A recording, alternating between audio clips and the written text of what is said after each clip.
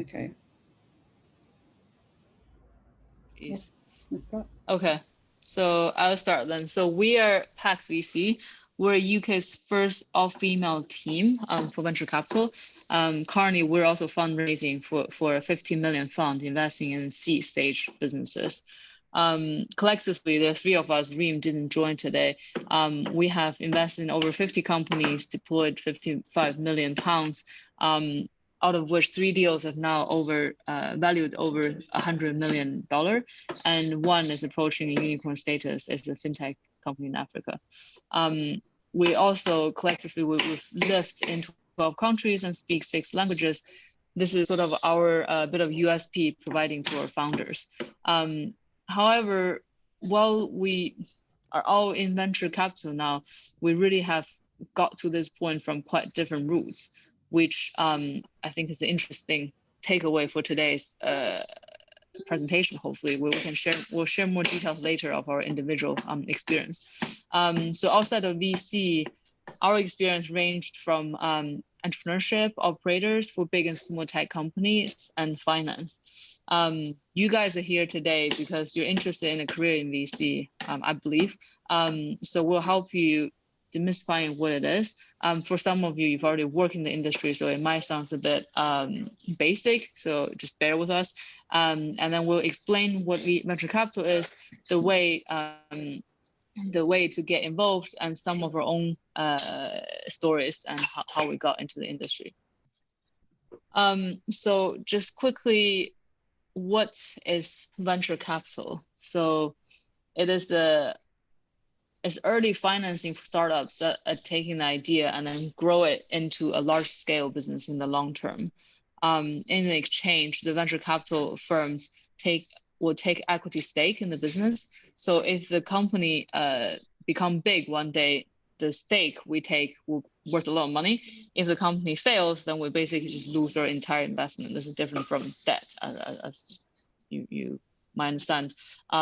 So we don't really necessarily get our principal back. So it's very risky capital. Nowadays, many of the high growth companies are backed by venture capitalists. So and they have really profoundly changed how we work and live collectively as a society and as an individual. So really, we think with our founders, we have a real responsibility on our shoulders as the new guard of change of the world. So that's something actually is quite interesting why we love working in the venture capital industry. So quickly on how does venture capital make money?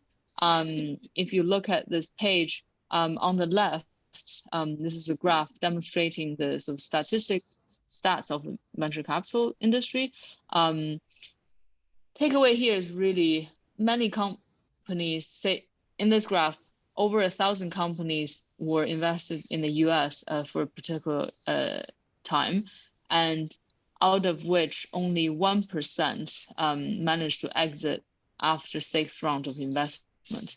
So second round, we're talking about seed stage. So that's where we go in. This is when the company has a minimal viable product and has sent that product to the market, tested the market.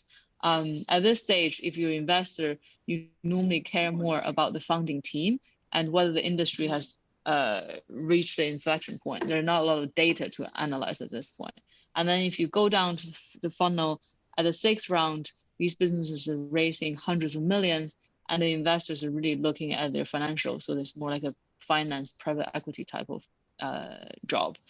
It's really another interesting insight is that most of the companies with VC funding actually fails. So 1% managed to have a final exit, which is similar economics if you're looking at a fund. So for example, with Pact VC, we're 50 million fund. We plan to invest in 20 companies. We believe we can do better than the industry average, which is what's in this graph. So we think that we can achieve 50% failure rate. So still, if you invest in 20 companies, you're already accepting 10 of them will disappear at some point. And out of the 20, we can have 1 or 2 that's a home run. What does that mean? That's a large outcome where stake we sell will return the entire fund. So when you go meet a company, you always believe that they can be the unicorn of tomorrow, and also accept the fact that they might fail at some point. Because the failure rate is so high, investing in venture capital is important to diversify. So if you invest in one business, it's most likely it's going to fail. So you should invest in a portfolio of them. We thought we'd also demonstrate how it works when it goes right and also when it goes wrong. Well, in this case, I'm not sure if it's going right or wrong at this point in time for what was called Facebook. So we thought we'd use an example. I'm sure most of you also seen the film Social Network. But as you know, Facebook was launched in 2004, albeit in a different format. But they were seeded by an angel investor. So generally in kind of companies funding life cycle, there's, before the venture capitalists come in, there are what we call an angel round, which is essentially individuals who have money to invest in companies. So the angel investor in this case was a guy called Peter Thiel, who was actually one of the co-founders of PayPal. He invested £500,000 into Facebook in 2004. And I'm not sure if you guys are aware, but that stake was worth almost $640 million when Facebook IPO'd in 2012. So that would essentially be a very, very good home run. And if this were a fund, it would have been, return the fund many, many times over. Another kind of example of venture funded companies, as you know, Instagram, WhatsApp, very widely used apps and companies. Facebook were able to acquire them as they scaled to a certain point. Facebook paid $1 billion for Instagram and $21.8 billion for WhatsApp. Now, Instagram, for example, was within 18 months of launching, they were acquired by Facebook. So that's one alternative, one outcome, how we can essentially return funds back to our investors, or they can IPO and grow to a multi-billion-dollar company like Facebook, which is worth, I believe, just under $1 trillion today. And Pact VC, us as a fund, and kind of what we invest in, what we believe in, is really companies that are building, kind of founders that have a purpose and a mission, building sustainable businesses for the long term. And what we mean by when it can go wrong is, I'm sure you're all aware of the Cambridge Analytica scandal with Facebook a couple of years ago, where they're accused of, being responsible for the destruction of certain democracies in certain geographies. But that didn't obviously seem to impact Facebook at all, given what they've just recently announced with building kind of the metaverse, which is an area where they essentially want to kind of own your whole social experience end to end. So that's something that's really interesting kind of to look into, and I suppose to kind of keep an eye out for in the future. So that's kind of when it can go right or wrong. As we know, Meta is still doing very well to date. So it's just thinking about things such as, if Facebook were to be launched today, will they be able to build such a global kind of $1 trillion business without thinking about its stakeholders or its impact or its kind of long-term sustainability? So that's just kind of food for thought for you guys. Essentially, why go into venture capital? I mean, we all have our own reasons, but just kind of three summary points. If you want to be kind of part of Ideas of Tomorrow, you're essentially funding those, which is something that is really exciting, really interesting if you're interested in technology. And you can make money along the way. This is both as a venture capitalist, as an investor, also as a founder as well. It's a highly lucrative career option. You're able to, if you join a successful fund, you may have some carry options, which is essentially a share of the profits on the successful companies. Or if you're a founder that gets funded by a venture capital fund, hopefully you'll kind of build a long-term, kind of very successful business. And then essentially, you can also be part of the next generation of innovation. So it's whether it's, using environmental social insights to bring innovation and build companies that are both kind of thinking about its impact now and also impact in the future as well. So kind of to summarize, it's essentially investing, building ideas of tomorrow to kind of generate returns along the way, and then kind of take this to the next generation of investors, people, consumers, and customers, for example. Yeah, and at Pact, we've defined sort of purpose-driven in 3 different verticals, and we call it the ABCs. So they're access more, become more, and conserve more. So access more is companies providing for underserved markets or ones that facilitate economic participation. Become more is about personal empowerment and fulfillment. So for example, companies that's empowering a positive societal movement, or tools that can help us enjoy more fulfilling type of work. Conserve more is really about conserving natural resources for the planet we have. There's also some examples of the companies we invested in. So Lavender is an end-to-end healthcare company for the traditionally overlooked LGBTQ plus community. A company we invested at seed stage recently. Perlego is an online library platform empowering students around the world to learn more. And then Onto is an EV subscription business for their users to conserve more energy for the planet. For example, Onto is a company we invested in 3 years ago with a valuation of 7 million, 2 men with an idea with a minimum viable products. And now the company, after 3 years, already grown into a Europe's largest EV operator. So quite exciting in this job, really.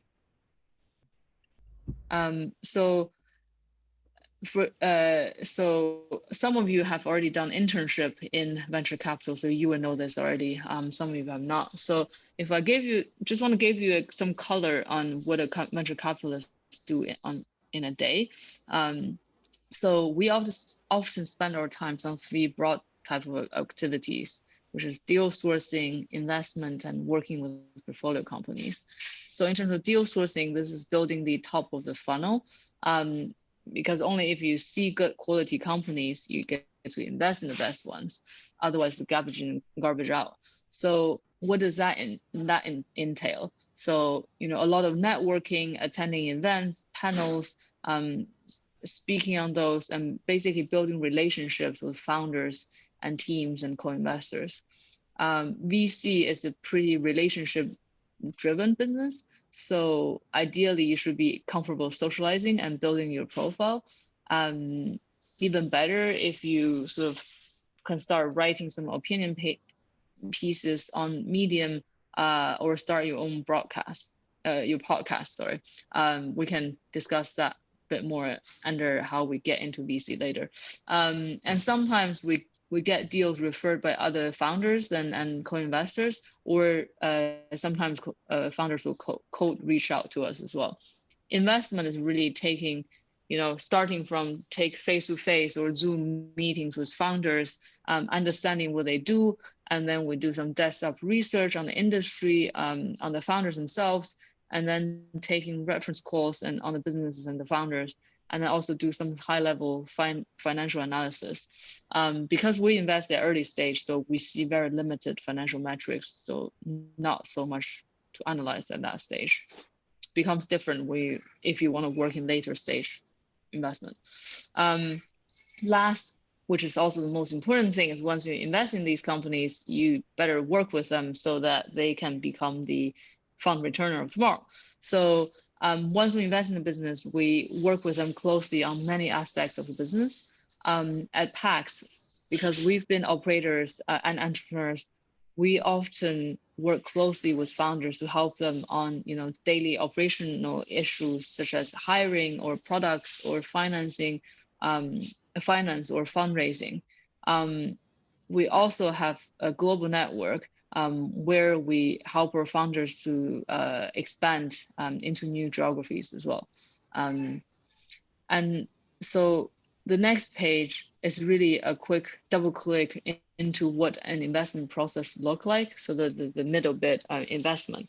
So we often, as a venture capital firm with 3 partners, we see about 1,000 deals a year and end up investing in about 6. So really a lot of deal prospecting there. And normally investing in a deal takes about 4 weeks time. And we leverage our network to do due diligence on the business as well. yeah, so next section is really, I think this is probably the most important bit for you guys. So how to get into venture capital. So myself, I studied computer science in Imperial College, after which I didn't think I was able to program. So I went into investment banking to study, not to study, to work in tech and media. So TMT, investment banking, for 6 years. After which I've kind of realized that this is really boring because it's moving money around. I really want to get my hand dirty and then do something more technical and more sort of founding business kind of job, type of work. So I moved to Shanghai to start my own data analytic company, where we take market insights and then package it as a SaaS software for brand decision makers. I was a COO of the business. Basically, grew the company to 40 people within 2-year time and then exited to a strategic investor.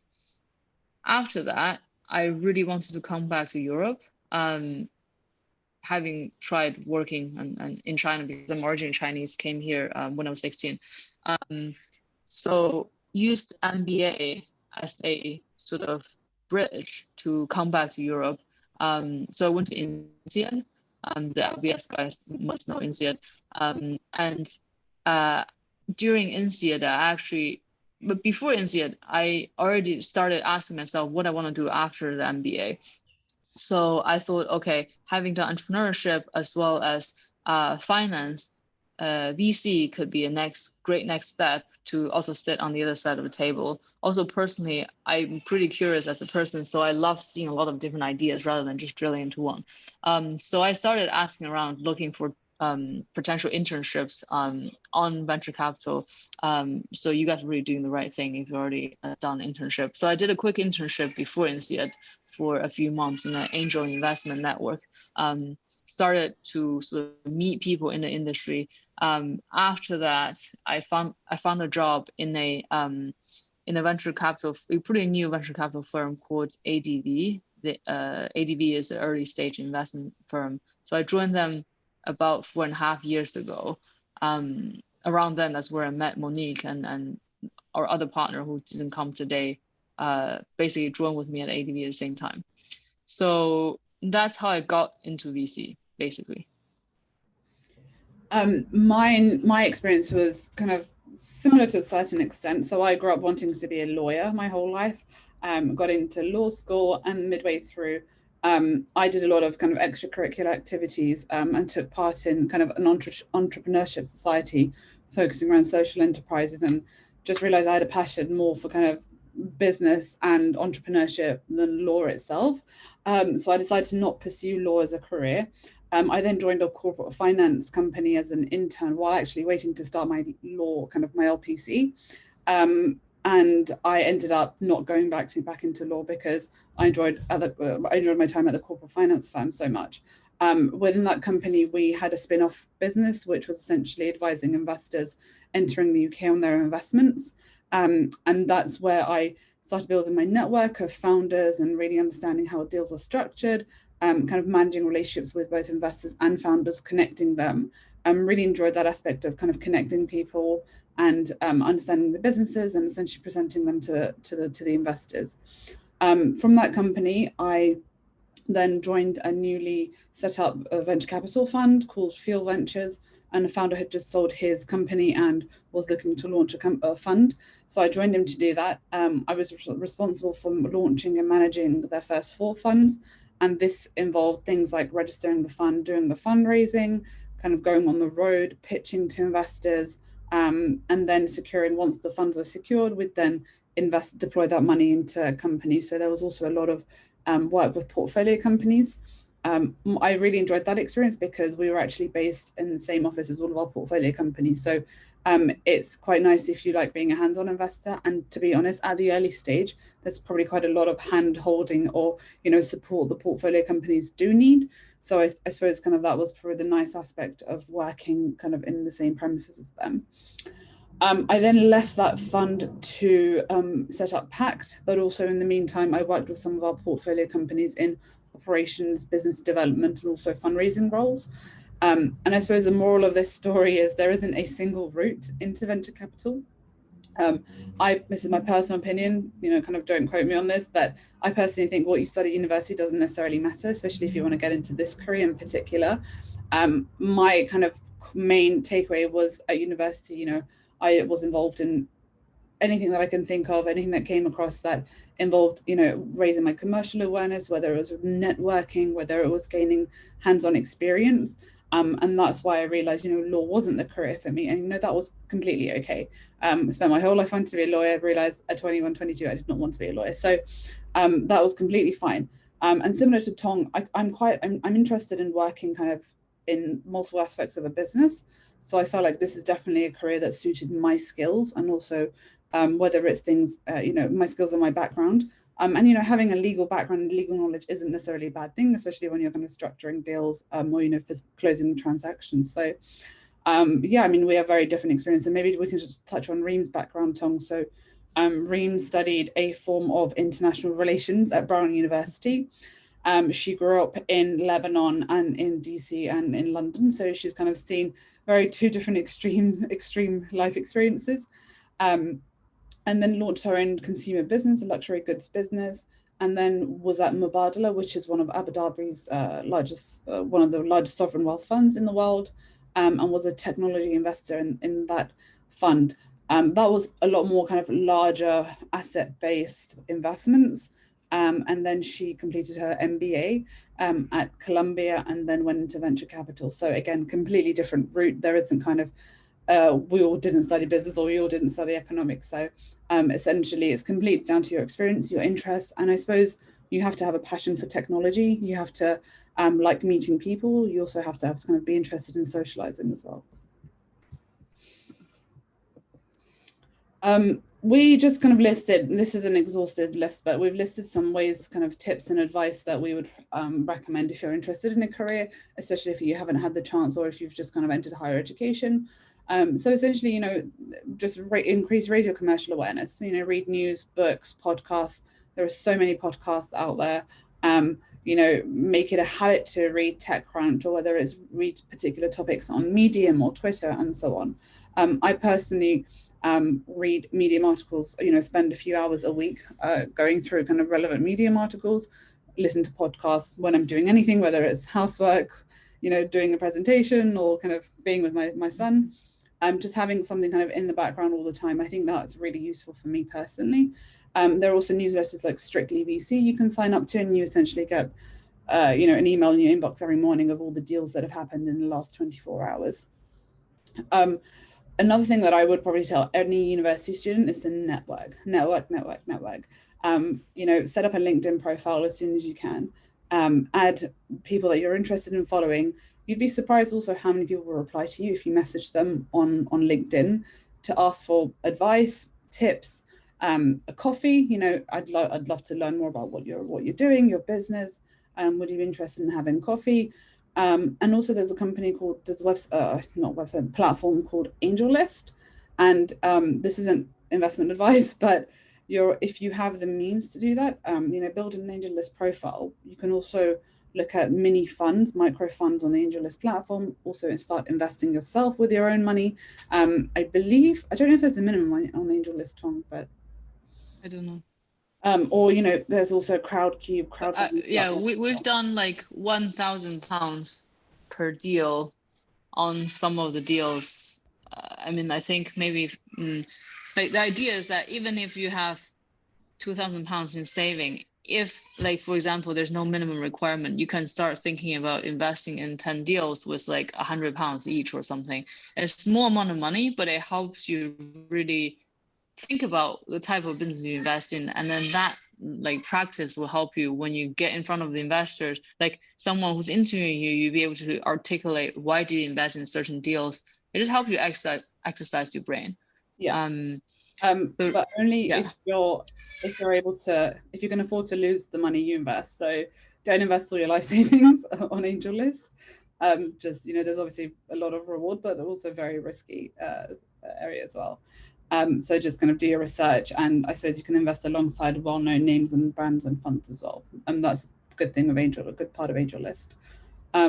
And taking part in workshops like this is quite useful. Go on Eventbrite, search any venture capital related events and take part in them. Or I'm sure university. I mean, when I was at university, there was no such no such thing. But I'm sure universities have venture capital societies or events. Definitely take part in them. And then there's also up and coming programs like Included VC, where they're quite selective, and you can apply to join it, and they essentially kind of nurture and kind of educate the next generation of venture capitalists. So look into that as well. Try to seek mentorship from like-minded people or founders, or whether it's other VC funds. Just have a look at kind of any specific programs they have going on. My personal advice would be, if I was to my kind of 18, 19-year-old self, if I was back in university now, would be to go get experience at a startup. When I left Fuel Ventures, the first fund I set up, I went and spent 18 months working with our portfolio companies, and I can guarantee you I learned a lot more in 18 months working in the companies than I did reviewing presentations. So it's a balance, but if you can secure an internship at a startup, I definitely kind of try to do that if it's of interest to you. That would be kind of my main advice.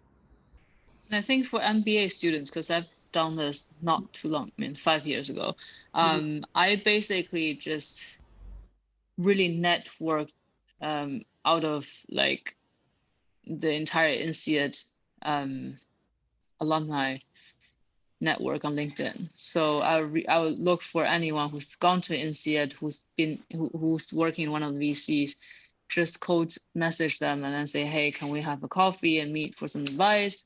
And at INSEAD, I was the president of the VC society, where I arranged some of the, what do you call them, tracks to Berlin, to London. So you use that opportunity, you actually get yourself in front of other VCs as well. So I think that's been pretty helpful. I think hustling is really important as a venture capitalist and as a founder. So don't afraid to get in front of people. If you know a fund you really love, just reach out to them. Worst case is them saying no or ignore your request. But it also shows them that you can hustle, because it's important to get in front of founders that way as well, find deals. I think we should leave some time for questions, and I would love everyone to turn on their video. Just, it's weird to look at a lot of names with black